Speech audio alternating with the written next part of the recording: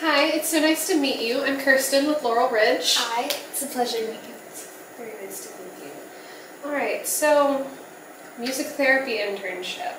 Yes, ma'am. Alright, well, what led you to choose music therapy? Well, I always had a passion for music, and I just grew up in a family that really valued music, and so I knew that was going to be part of my future, but the older I got, the more I realized that I wanted to use music for a greater purpose than just education or performance. Not that those careers are a bad thing, but I just really loved being around people and serving people, and I came to Music Therapy Awareness Weekend at Sam Houston State when I was a sophomore, and I just fell in love with the profession, so I haven't gone back since. Sounds great. What are your career objectives with music therapy? Where do you see yourself going? Sure. I'm not entirely sure exactly what environment I'd like to work in yet. All the ones that I've been in practicum I've loved.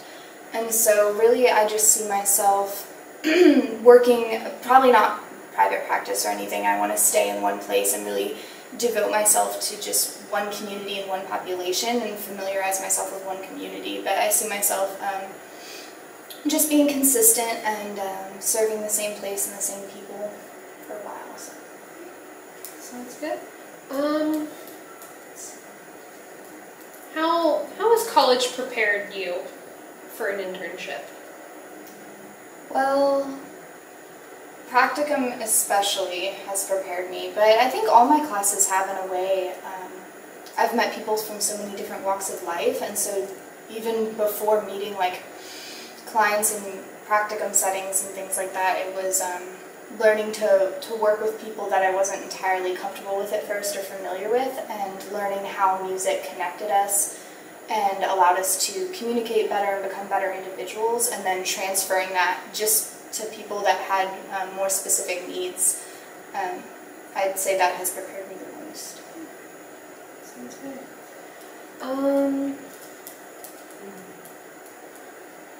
How do you do under pressure? I perform pretty well under pressure. I actually tend to flourish when I'm a little stressed, but too much stress I try to avoid, just for health reasons. So. That's good.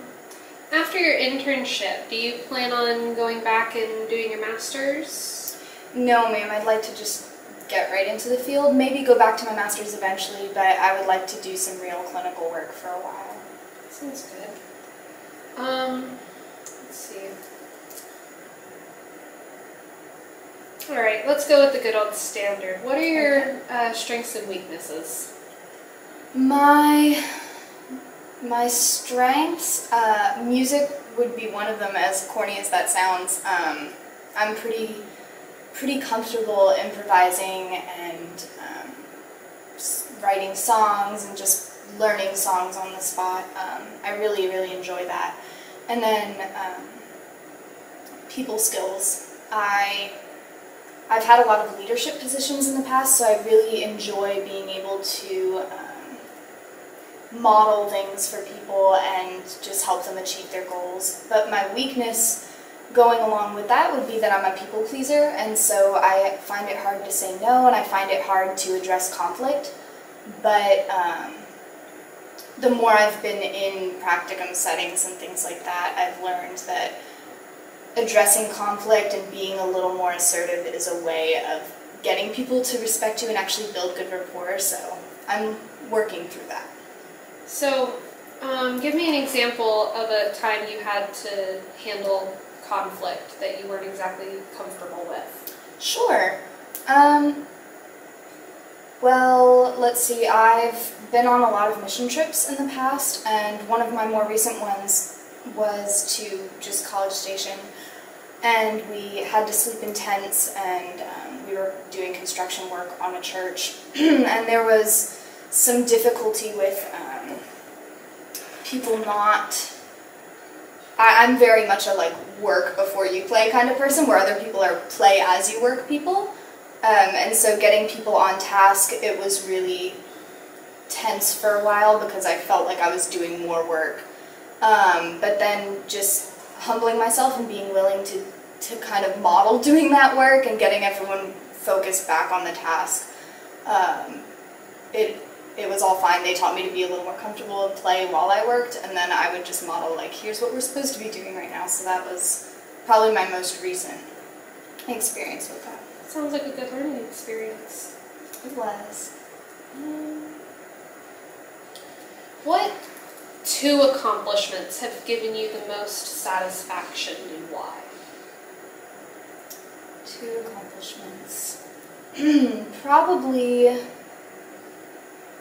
recently, my flute professor nominated me for an award with the university, and she had already nominated me for an award freshman year, and the award was based on leadership skills and GPA and things that I weren't entirely sure that I'd be able to keep up through my junior year. So the fact that she still saw that potential in me was a huge accomplishment for me to have been nominated for that. And then I just got an email that I received it, so that was a huge accomplishment. And then also, I guess this is a little one, but being able to improv my first session recently at Bay's Achievement Center in the special ed setting. It's very much, you learn as you go, and there's not a whole lot of structure there. They try to structure it, but you can never predict what's going to happen. And so in my most recent session, I was required to improv, and it went over really successfully, and it was just affirming that I was able to do that. So, well, congratulations on your award. Thank you very much. How about we take a break from the questions for a minute? Okay. And, that sounds good. Let's give you a situation and see how you handle this situation. So, you're in a group setting, and you're working with a bunch of kindergartners. Okay. And one little boy in particular isn't feeling the intervention you've brought, and he decides he's going to throw his egg shaker across the room. How are you going to handle the situation? Funny enough, I've handled that situation. I feel like that's pretty typical of that age group. And in that situation, I would just probably remove the egg shaker and I'll have warned them, hopefully, ahead of time, you don't throw this or else it'll get taken away, and then following through with that should be just what they expected. So I would just take it and tell him he can get it back later, and have him just sit and watch, and if that caused an overreaction, I would focus on the kids that were doing well and praise them for holding on to their egg shakers and using them in an appropriate way, and hopefully that would inspire him to want that sort of attention too. That sounds good. Sounds like a great way to handle that. Wait, is this some more questions?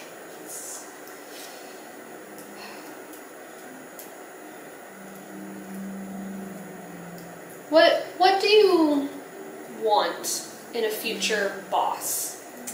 In a future boss? I like people that are willing to push a little and challenge me to go outside my comfort zone, but words of affirmation are really important to me, so someone that's a good communicator and that's willing to give me constructive criticism but also let me know what I'm doing well, and someone that's also willing to just participate and kind of get their hands dirty with me. I like working with someone as opposed to under or apart from. So that sounds good.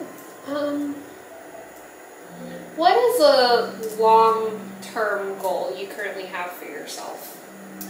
A long-term goal? I would really like to see the field of music therapy expand, and I have a really close to my heart passion for the country of Romania, so I definitely plan to become a certified music therapist and to work in the field, and but I would really love to introduce some of the ideas that we have going here in the United States to that country, whether that's just a short-term thing or whether I'm able to actually start a program there and stay there for a while. But that sounds amazing. Thank you very much. I wish you the best of luck with that.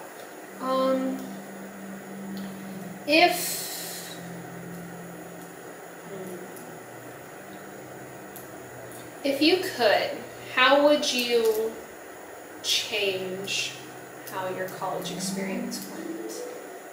Well, I wouldn't change a lot. I've really loved Sam Houston more than I thought I would, and I think their music therapy program is, from my experience, one of the best I've seen. But I think putting more of an emphasis on developing our guitar skills and our vocal skills and less on our primary instruments, or I feel like there are a lot of classes I've shared with education majors and those have been incredibly fruitful, but I'm not entirely sure that I've had enough of an emphasis on focusing on therapy and what I would do in a therapeutic setting as opposed to an educational setting. So I would really love to have more of a separation there. Okay. Why should I hire you? Why should I hire you for this internship? Well, I think that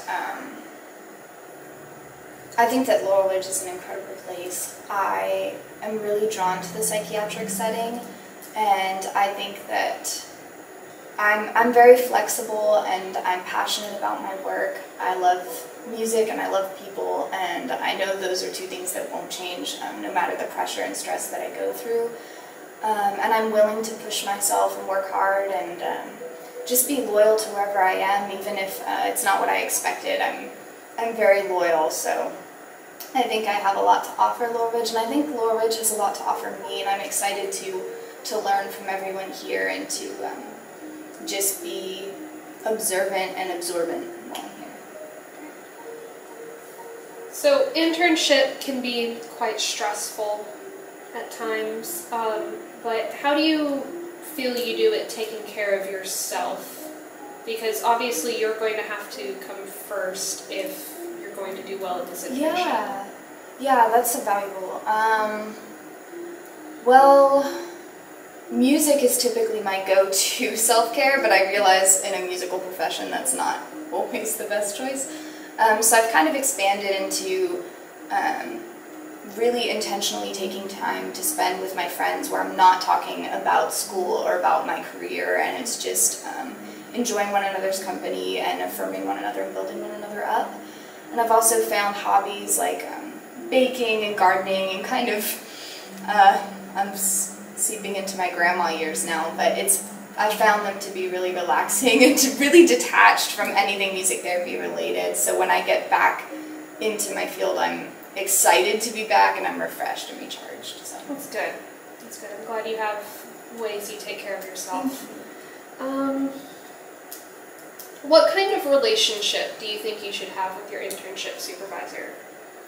I think knowing that I'm not a certified music therapist is the first thing I want to have in my mind, like knowing that it's okay to make mistakes and that I'm here to learn from my supervisor, and that I need to be respectful and understand that this is a site I'm coming into and they already have things established, and so obviously I want to respect that these people know what they're doing, they know who they're working with and what boundaries they have set up, and I'm just here to support them and learn from that and not necessarily come in with my own thing. And so I think mutual respect, and then obviously friendship would be ideal. I'd really love someone that I'm just able to have fun with and work alongside, as I said.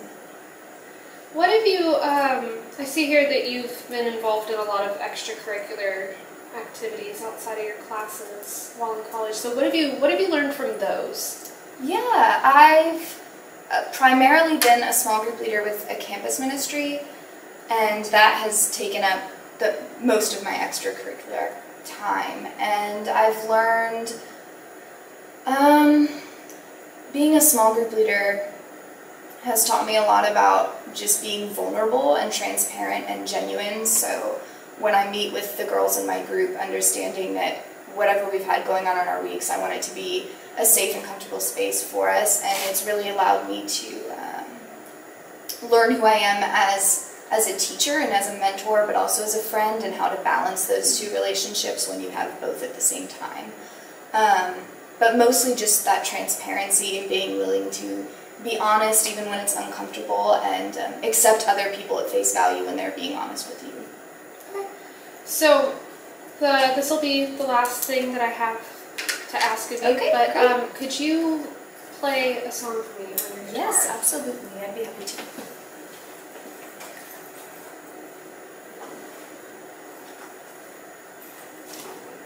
What can I play for you? How about Amazing Grace? Okay.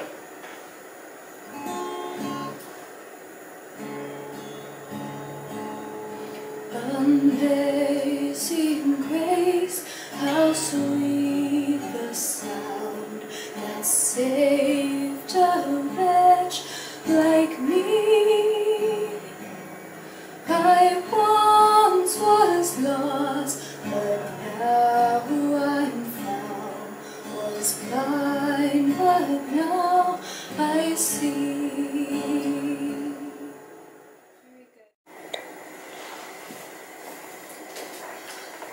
Thank you for playing Amazing Grace. Would you mind playing just a song you have from memory? Sure, absolutely. Let's see.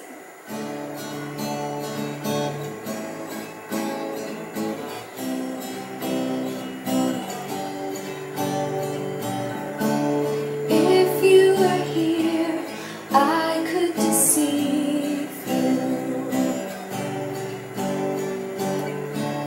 If you were here, you would believe.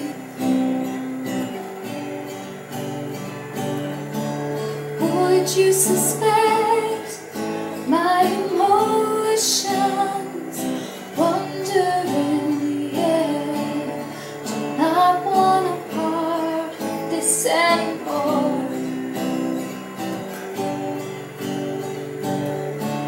The rainwater drips through the cracks in the ceiling.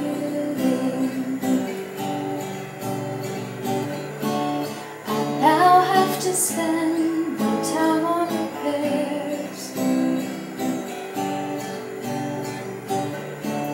Just like the rain, I'll be always falling, yeah, only to rise and fall again.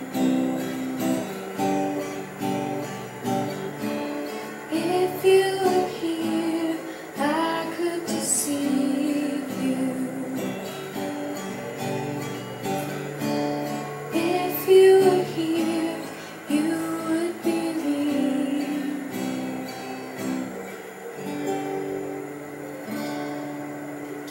Thank you. Thank you.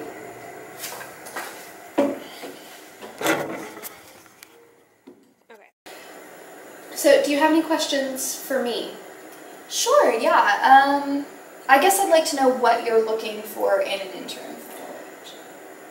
Here at Laurel Ridge, we're looking for an intern who is willing to jump in, and we do things a little differently here, but we want somebody who's willing to take that in stride, and have fun with us, and get to work with our clients, and our clients can be a bit challenging at times, and they present some different challenges than other populations might, but if you're willing to come in and take that head on, that's fantastic.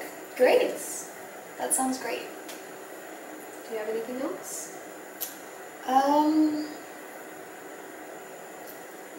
Let's see. On that note, so with clients with pretty severe behavioral problems, I guess, what does the environment at Laurel Ridge look like then? It depends on the client. If it's not safe for the client to be in the group, we won't put them in that situation that day, obviously, because we don't want to endanger any other members of the group, or that particular client, or any of the staff here. Yeah. But you will go through some training just so you have an idea of what to do if things do go badly. But we always have staff on hand, and we will never put you in a position that we think will actually endanger you. So All right. I think that's it. Well, thank you so much Thank for your you. time. It was a pleasure meeting you. Yes.